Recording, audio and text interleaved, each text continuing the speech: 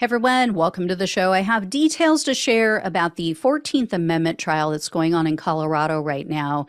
This is the trial and case challenging Donald Trump's candidacy under the 14th Amendment of our Constitution because they say that he took part in and or aided and comforted an insurrection. So opening statements began this week on Monday. The plaintiff's attorney laid out four simple facts. Number one, Trump took an oath to support the Constitution. 2, the January 6th attack was an insurrection. 3, Trump engaged in that insurrection. And then 4, Colorado election officials should bar ineligible candidates from the ballot. They then called 2 witnesses to testify that day, Democratic Congressman Eric Swalwell and also police officer Daniel Hodges. He was violently assaulted on January 6th, as most of you probably know.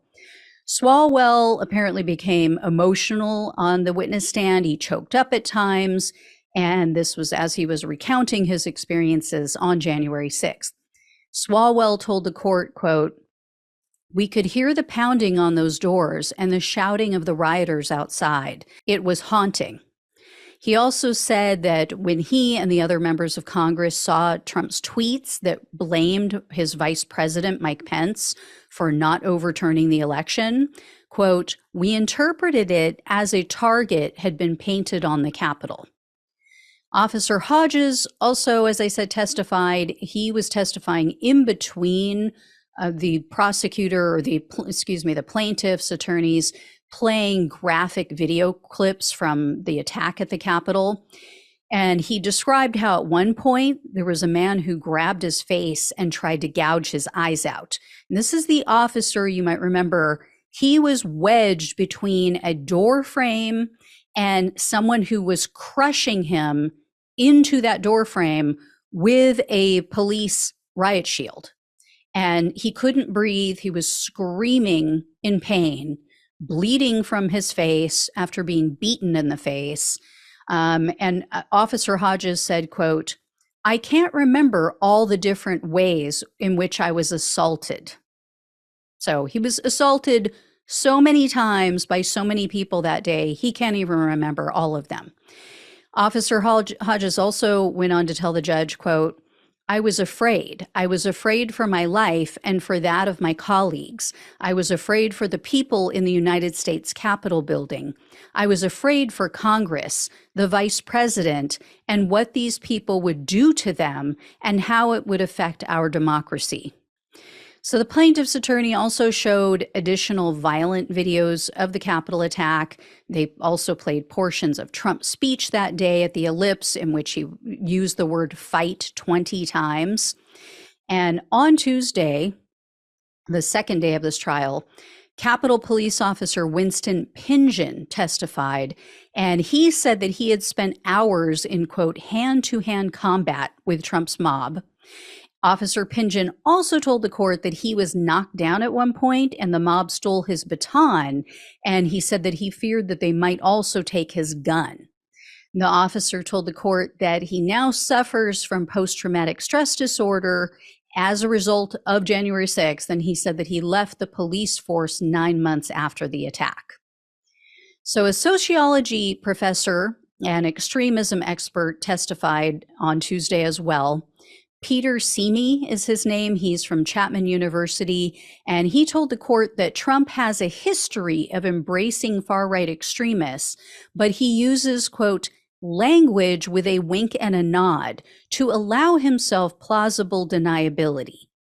But Simi said that the extremists interpret his comments as a, quote, call to violence. And he explained, quote, "Within far-right extremist culture, fighting is meant to be taken literally, especially within the context as it's laid out, that these threats are imminent and that you're going to lose your country. Then fighting would be understood as requiring violent action." Simi also said, quote, "Far-right extremists really were galvanized by his candidacy starting in 2015, and a relationship really emerged between Donald Trump and far-right extremists, with far-right extremists really seeing him as speaking their language and really addressing many of their key grievances. The plaintiffs also called William Banks as a witness. He's a Syracuse University law professor and an expert in national security law. He testified that once the Capitol attack started, Donald Trump had not only a duty, but the authority to mobilize the National Guard and any other federal agencies to protect the building, to protect the people. Banks said, quote, "He should respond to his constitutional responsibilities to protect the security of the United States when there's an assault on our democratic process." Trump's attorney, of course, tried to frame this whole lawsuit as a political stunt, as political persecution.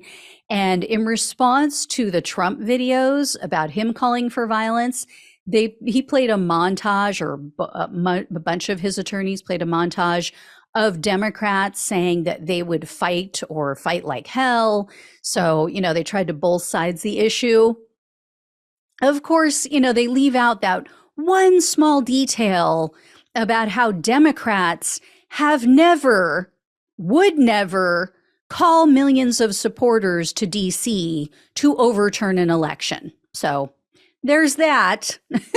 And it's worth noting, one of Trump's attorneys, this guy, Scott Gessler, he is an election denier. He himself spread false claims of election fraud. So there you go. Like attracts like. All right, I will let you all know when I hear more on this. The trial is expected to end this week, so this will be it. We should have an answer after that. I think I mentioned before, this judge said that she hopes to make a decision before Thanksgiving. So I will let you know. Thank you all so much for watching and listening. Please like this video, share it, become a subscriber, become a donor if you can.